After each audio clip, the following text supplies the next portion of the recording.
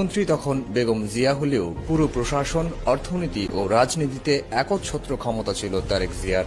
দুর্নীতির বরপুত্র হিসেবে আবির্ভূত হয় তারেক জিয়া এবং তার সন্ত্রাসী কার্যক্রমের রাজসাক্ষী হয়ে এখনও ঠায় দাঁড়িয়ে তারেকের সেই আলোচিত হাওয়া ভবন। তারেকের অসংখ্য অপকর্মের তথ্য প্রমাণ পাওয়া যায় দেশীয় ও আন্তর্জাতিক গণমাধ্যমে। দুর্নীতিতে শীর্ষে বাংলাদেশ, টানা 5 বার এই শিরোনামে দেশীয় ও আন্তর্জাতিক গণমাধ্যমের নাম আসে বাংলাদেশের। তারেক জিয়ার হাত ধরে এক কলঙ্কজনক অধ্যায়ের সূচনা করে বাংলাদেশ। আমরা ভুলিনি সেই সময়, আমরা ভুলে যাইনি সেই লজ্জা। আমরা ভুলে যাইনি বিদ্যুৎ খাতের সীমাহীন দুর্নীতির কথা। বিদ্যুতের অভাবে জনজীবন তখন ছিল অতিষ্ঠ, বিক্ষুব্ধ জনতা নেমে এসেছিল রাস্তায়। বিদ্যুৎ খাতের 12টি প্রকল্পে অতিরিক্ত ব্যয় দেখিয়ে প্রায় 273 কোটি টাকা লোপাট করেছে তারেক ও তার বন্ধু মামুন।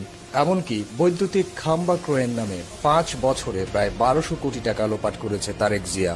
তারেক তার বন্ধু মামুনকে নিয়ে খাম্বা লিমিটেড প্রতিষ্ঠার মাধ্যমে এই অর্থ লোপাট করে।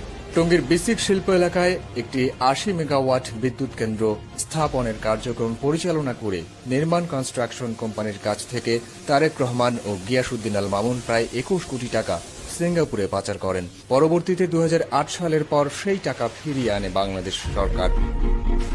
গ্যাটকো দুর্নীতি মামলার কথা সবার জানা। এতে শুধু তারেক জিয়া নন, বরং খালেদা জিয়া, কোকো সহ পুরো পরিবার এই দুর্নীতির সঙ্গে জড়িয়ে পড়ে।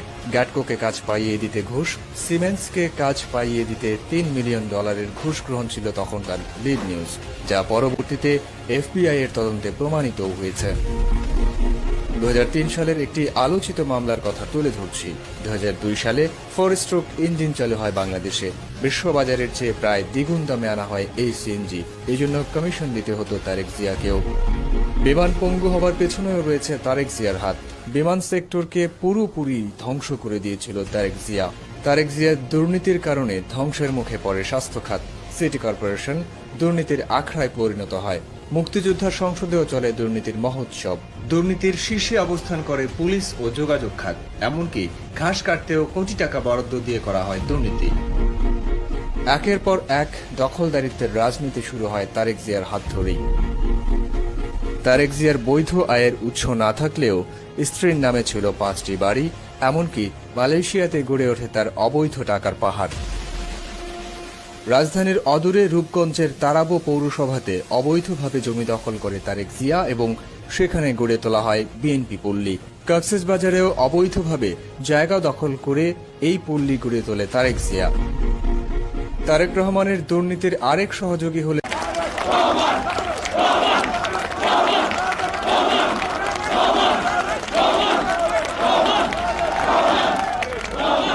বগুড়ার লালু। তারেকের প্রশ্রয়ে বগুড়ার চম্পামহল হয়ে ওঠে দুর্নীতি ও সন্ত্রাসের আস্তানা। তারেক রহমানের দুর্নীতির আরেক দোসর ছিলেন স্বরাষ্ট্র প্রতিমন্ত্রী লুৎফুজ্জামান বাবর। বাবর তারেক জুটির দুর্নীতি এমন পর্যায়ে পৌঁছে যে খুনিদের ছাড়িয়ে নেবার জন্য কোটি টাকার ঘুষ লেনদেনের ঘটনা ঘটে। বসুন্ধরা সাব্বির হত্যাকাণ্ড তার বড় প্রমাণ। এই হত্যা মামলা ধামাচাপা দিতে 21 কোটি টাকা ঘুষ গ্রহণ করেছিল তারেক ও তৎকালীন স্বরাষ্ট্রমন্ত্রী বাবর। সাব্বির হত্যা মামলা যখন হওয়ার পরেই আমরা কমিটি করে দিয়েছিল স্বরাষ্ট্র মন্ত্রণালয় থেকে এটাকে ইনভেস্টিগেট করার জন্য।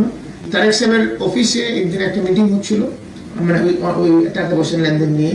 সেই মিটিং এর এক সেখানে শাহরম, সুফিয়ান, আমি, তারেক সাহেব, মানে এই 4 জনই আমার মনে পড়ে, আমরা 4 জনই হয়তো ছিলাম আমরা সেই মিটিং এর মধ্যে।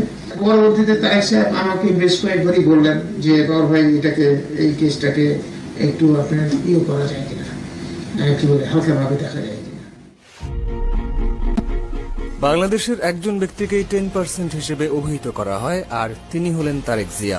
2001 থেকে 2006 সাল পর্যন্ত যে কোনো কাজ পেতে হলে 10% ভাগ দিতে হতো তারেক জিয়াকে, আর তাই তারেক জিয়ার নাম তখন হয়ে যায় 10%।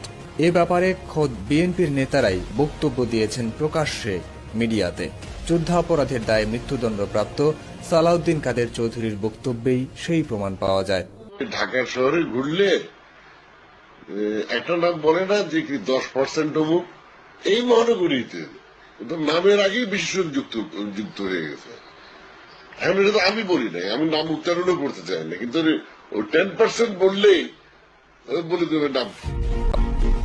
নাইকো দুর্নীতি, জিয়া অরফানেজ ট্রাস্ট দুর্নীতি, জিয়া চ্যারিটেবল ট্রাস্ট দুর্নীতি সহ প্রায় প্রতিটি দুর্নীতিতেই উঠে এসেছে তারেক জিয়ার নাম। এফবিআই এর জবানবন্দিতে তারেক জিয়ার বন্ধু গিয়াসউদ্দিন আল মামুন সেই সব তথ্য দেন। Because of I'm the friend of Tareq Rahman. And another 50% say you are holding this year. My say NICO project is comes to your trade. You are taking money from say three projects are coming. Say you are taking money from Mr. Covid. So if Mr. Covid give you 1 Tata, why not me?